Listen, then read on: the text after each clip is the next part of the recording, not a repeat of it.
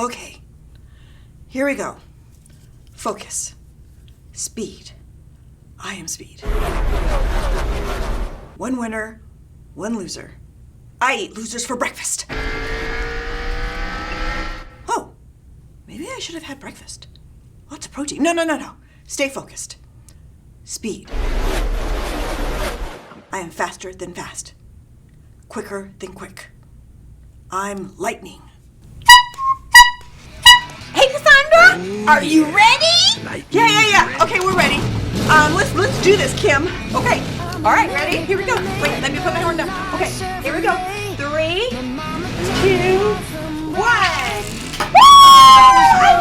I won! Your car went so fast.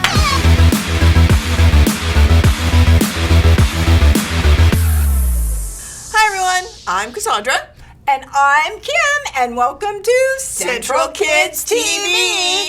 This month, we're talking about integrity, which is choosing to be truthful in what you say and do.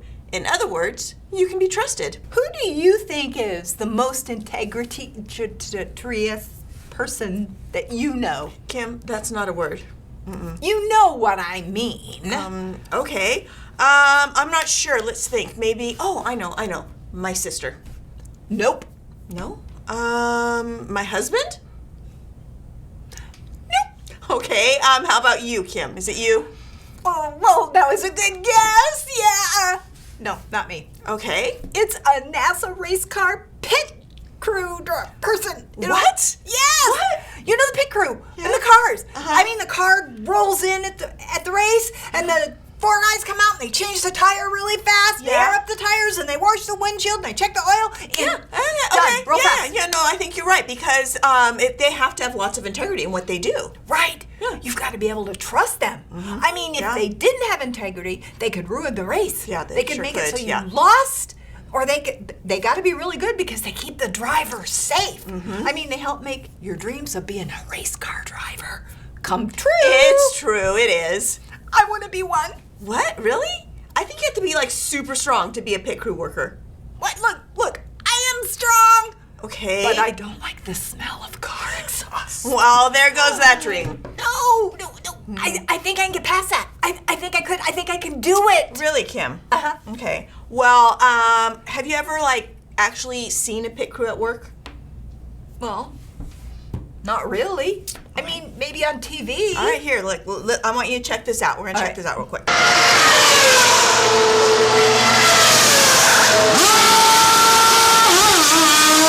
Wow.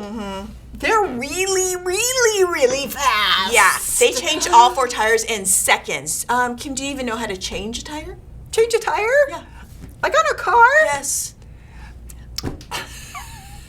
Of course I know how to change a tire. What a silly question. Isn't it time for the story before the story? Okay, it's time for the story before the story. Hey Siri, how do you change a tire? The story before the story. Today we're in the book of Luke. When God sent Jesus as a baby, angels announced his birth. But for most of his life, Jesus lived quietly and faithfully, loving God and loving others. Around the time Jesus was 30 years old, he came to the Jordan River. God's voice spoke from heaven. "You are my son, and I love you. I am very pleased with you." Soon after, Jesus began to travel from town to town, teaching and healing. He chose a group of friends to share life with him. In everything Jesus said and did, he showed people what God is like. And over, he pointed out that what's on the inside matters most to God. Which is where our story starts. Take it away. Today is all about fruit. I love fruit. I love apples, oranges, bananas. I could really use a good snack. The only way you get fruit is because it grows on a fruit tree. I knew that. Well, when Jesus was on earth, a lot of people he met and talked to, they were farmers and people who knew all about growing fruit trees. Oh, is that why sometimes in the Bible, Jesus always talked about fruit trees and grapevines? Yep, exactly. For example, in the Gospel of Luke, chapter 6, we read that Jesus says this, A good tree doesn't bear bad fruit. A bad tree doesn't bear good fruit. You can tell each tree by the kind of fruit it bears. People do not pick figs from thorns, and they don't pick grapes from bushes. Could you imagine a bush that grew grapes? Yeah, right. It's just like oranges, they only grow on Orange trees. correct, and apples only grow on. Apple trees. Yeah. Is that delicious? It's The good. It's a good apple. It is. Okay, and only good, healthy trees can produce good, healthy fruit. That apple, that came from a really healthy tree because it's so good and juicy. Now, Jesus taught this lesson about fruit trees so he could actually teach us about people. Wait, people aren't fruit trees. Yeah, I know. But listen to what Jesus says next. A good man says good things. These come from the good that is stored up in his heart. An evil man says evil things. These come from the evil that is stored up in his heart. A person's mouth says everything that is in their heart. So, people can be like fruit trees? I mean, what does that look like? Okay, well, imagine someone who is good, Jesus said. A good person has good things stored in their heart. Oh, like a healthy tree. Right, and just like good fruit comes from a healthy tree, good things come out of someone with a healthy heart. Things like kind words. Yeah, and encouragement. And honesty. And there's another kind of person too. When a tree isn't healthy, it won't produce good fruit. In the same way, Jesus said that evil things come out of someone with an unhealthy heart. Things like lies. And insults. And hateful words. Yeah. Which kind of person would you rather be, Kim? Oh, I want to be, of course, someone that is good. Well, then that's the kind of fruit you should bear. You should actually be kind and good. Yeah? Sometimes that's easier said than done. I'm just saying. Well, yeah, but it's a good thing that Jesus had more to say on the matter. Okay. What else did he say? He said this in John chapter 5. Jesus says, I am the true vine. My Father is the gardener. I don't get it. Okay, picture this with me. Picture a big vine growing in a garden. There are so many branches connected to the vine, and some of those branches are bearing fruit, and others aren't. Some are growing fruit and others aren't growing fruit? Yeah. I got it. Okay, now imagine that Jesus is this big vine and God is the gardener. Jesus said, God cuts off every branch joined to me that does not bear fruit. He trims every branch that does bear fruit so it will bear more fruit. So what you're saying is that God takes care of the vine and the branches that are attached to it. Yeah, and remember, the vine is Jesus. Oh, and the branches Jesus was talking about? That's you and me. Exactly. Then Jesus says, remain joined to me just as I also remain joined to you.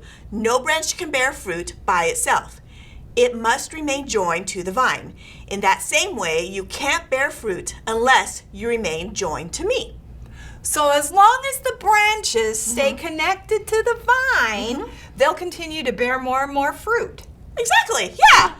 And did you all catch that part? You don't have to try to have good fruit on your own. In fact, Jesus says that's impossible for you to do by yourself. But when you lean on Jesus, when you stay connected to him in relationship and obey his commands to love one another, you will bear good fruit. Things like love and kindness and peace. And my favorite, Yeah? joy. Jesus believes in this so much that he kept going, telling his disciples again, I am the vine, you are the branches. If you remain joined to me and I to you, you will bear a lot of fruit. You can't do anything without me. Such an amazing promise from Jesus. He doesn't say you might produce fruit. He says you will produce fruit. Then Jesus added, when you bear a lot of fruit, it brings glory to my Father. It shows that you are my disciples. And just like a branch getting nutrients from the vine, when we stay connected to Jesus, we get the love and nutrients we need to have healthy hearts that produce good fruit. It's helpful to learn that the way to have a healthy heart and good fruit is by staying connected to Jesus. Exactly. Jesus never leaves us, and we can always be connected to him. We can receive his love in our hearts, ask him to help us, and follow his example of how to love people well. That's amazing. I wonder what kind of tree people would see me as. Well, hopefully a good one, Kim. Yeah, instead of an apple or an orange tree, would people describe me as a kindness tree or a joy tree? Oh, I think you can have a lot of good types of fruit, but that's a great question. So here's the question for you guys. Everyone today, how do you want people to describe you, right? Do you want to be described like a NASA race car pit crew member? Helpful and trustworthy? Yeah, or perhaps as someone who is patient and kind. Or funny? Yeah. And generous. There's lots of examples of what fruit could look like, and it all comes down to your actions. The way you act reflects who you are. So it's good to choose actions that are true to you. Yeah. Stay connected with Jesus, and you can be truthful with your whole life and continue to produce good fruit. In fact, that's our big idea today. Be truthful with your whole life. And stay connected to Jesus. Yeah, very good. All right, everyone. Thanks for joining us. We'll see you next time on Central Kids TV. Kim, what are you doing? I'm a tree. Guess what kind of tree I am? Come on. What? Come on, I'm a tree. Okay. Yes, come on. A nut tree. Yeah, you are a little nutty, right?